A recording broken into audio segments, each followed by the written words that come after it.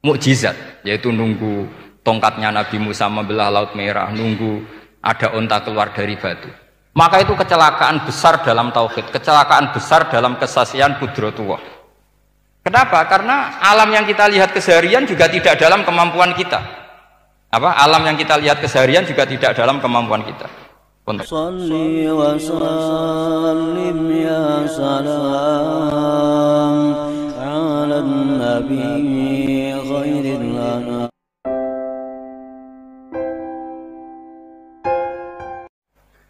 Perempuan yang perawan punya bapak namanya apa? Wali. Artinya si bapak sayang sama putrinya, disebut apa?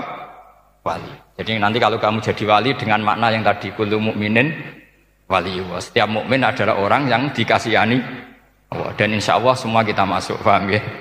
Ya, enggak wali songo itu baru maknanya waliyullah sing disayang Allah. Kayaknya kita belum daftar yang ke situ, nanti itu ada urutannya. Saya ulang lagi ya.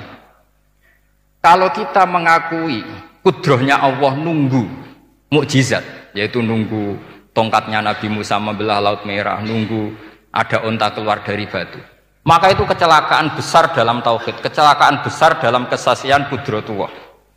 Kenapa? Karena alam yang kita lihat keseharian juga tidak dalam kemampuan kita.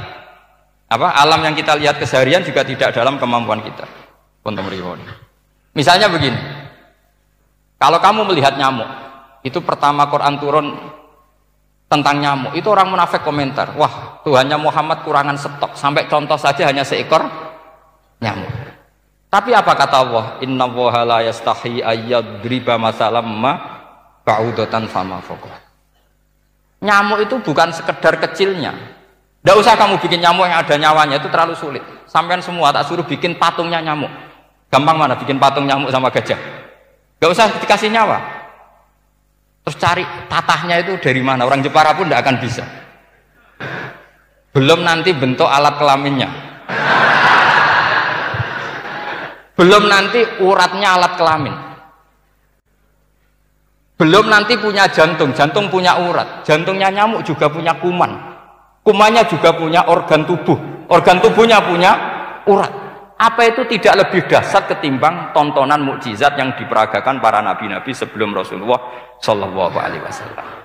Maka sebetulnya ketika Quran saya katakan mukjizat ila yaumil qiyamah adalah pertunjukan Allah bikin nyamuk. Innallaha la yastahi ayyadriba mathalam ma ba'ud. Itu bagi orang alim percontohan nyamuk itu lebih dahsyat ketimbang percontohan mukjizat Nabi Musa membelah Laut Merah. Juga lebih dahsyat ketimbang pertunjukan Nabi Soleh ketika mengeluarkan unta dari apa? Batu. Dong, jelas nih. Maka umat Rasulullah, terutama ulamanya, harus ngomong seperti ini terus. Dengan cerita seperti ini, maka Quran jauh lebih dahsyat. Makanya mukjizatnya Quran tanpa apa? Batas. Jelas ya? Makanya kita harus bertobat secara masif. Mengatakan kedahsyatan adalah nunggu sesuatu yang khariqun lil adat. Bahwa yang kita lihat keseharian adalah semua di luar kemampuan kita. Lah kita ini kan keliru, yaitu tadi, wah onta keluar dari apa? Batu. Laut Merah terbelah, ini dahsyat, manusia tidak akan mampu. Memangnya manusia pernah mampu bikin laut? Memangnya manusia pernah mampu bikin nyamuk? Memangnya manusia pernah mampu bikin telur ayam? Karena keseharian seakan-akan ini tidak ayatnya Allah Ta'ala. Itu kebodohan. Makanya tidak mungkin jadi wali. Yang jenis seperti ini ya kan jadi wali. Sama tenang saja, nanti saya paling nggak sampai 1 jam karena saya tidak biasa ngaji umum. Saya mau itu karena hormati bapak saya, karena buyut saya itu orang Damaran, namanya Mbak Hafsah.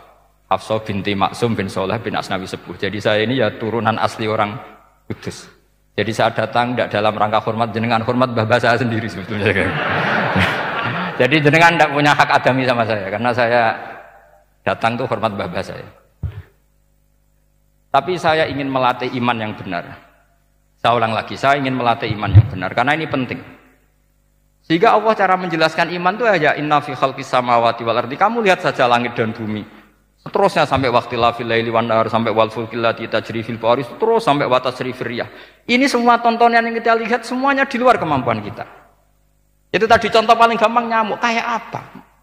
Apapun profesornya seseorang, apa bisa bikin nyamuk? Tidak usah yang bernyawa, patungnya saja.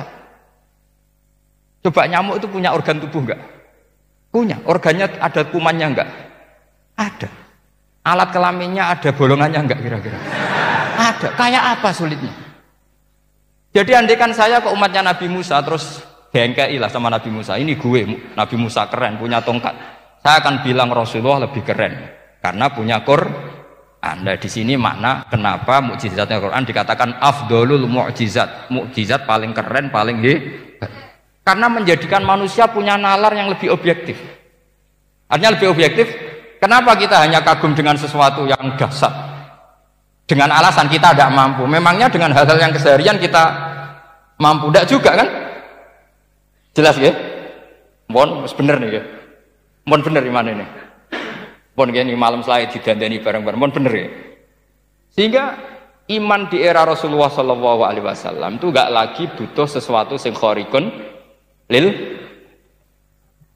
Kedua pertimbangannya Rasulullah Muhammad SAW, mukjizat yang khariqun lil adat itu resikonya lebih tinggi untuk tidak abadi.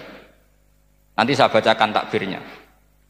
Misalnya tongkatnya Nabi Musa itu hanya disaksikan oleh orang yang di era itu pun yang kebetulan menyaksikan. Saya ulang lagi ya, resiko mukjizat mahsusah istilahnya, mukjizat yang bisa dilihat dengan indera, itu resikonya hanya dilihat orang yang di saat itu menyaksikan.